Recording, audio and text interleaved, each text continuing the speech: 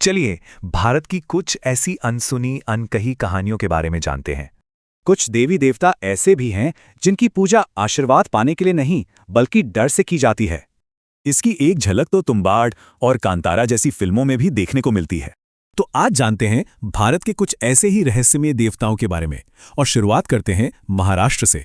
मल्लहारी का मतलब है मल्ल को हराने वाला। ये भगवान शिव का ही एक रूप है। कहानी है दो राक्षस भाइयों की, मल्ल और मणि, जिन्होंने ब्रह्मा से वरदान पाकर आतंक मचाना शुरू कर दिया। तब सबने शिव को पुकारा और वो प्रकट हुए मार्तंड भैरव के रूप में, हल्दी से लिपे एक महायोद्धा। इसके बाद 6 दिनों तक चला एक भयंकर युद्ध, जिसके अंत में दोनों राक्षसों की हार हुई।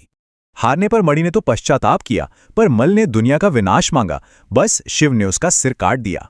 भगवान शिव वहीं एक लिंगम के रूप में स्थापित हो गए। आज उन्हें ही खंडोबा के नाम से पूजा जाता है।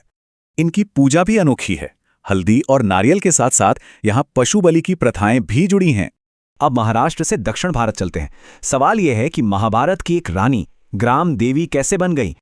दक्षिण भारत में द्रौपदी को सिर्फ पांडवों की पत्नी नहीं बल्कि एक शक्तिशाली देवी के रूप में पूजा जाता है। मान्यता है कि वनवास के समय लोगों ने रात में उनका असल विशाल देवी वाला रूप देखा था। लोगों ने जब उनकी पूजा शुरू की तो बंजर जमीन पर बारिश हुई और गांव में खुशहाली आ गई। तभी से उन्हें मरियम्मन कहा जाने लगा, यानी बारिश करने वाली माँ। तमिलनाडु के गांवों के बाहर अक्सर एक योद्धा की मूर्ति दिखती है जो पूरे गांव की रक्षा करती है। ये हैं अय्यनार देवता। माना जाता है कि ये फसलों, जानवरों और लोगों को बुरी ताकतों से बचाते हैं। लेकिन जहां रक्षा करने वाले देवता हैं, वहीं कुछ देवियां विनाश और दुर्भाग्य की प्रतीक भी मानी जाती हैं। इनमें से एक है निरति, वेदों में जिन्हें मृत्यु और विनाश की देवी कहा गया है।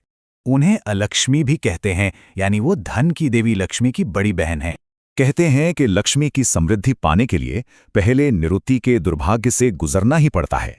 तो खंडोबा के संरक्षण से लेकर निरुति के विनाश तक, ये सब हमारी आस्था के अलग अलग रंग दिखाते हैं। ये परंपराएं दिखाती हैं कि आस्था सिर्फ एक कहानी नहीं बल्कि लोगों के डर और उम्मीदों का आईना है। तो सवाल ये उठता है कि ये प्राचीन स्थानीय मान्यताएं आज भी हमारे विश्वास को कैसे आकार दे रही हैं।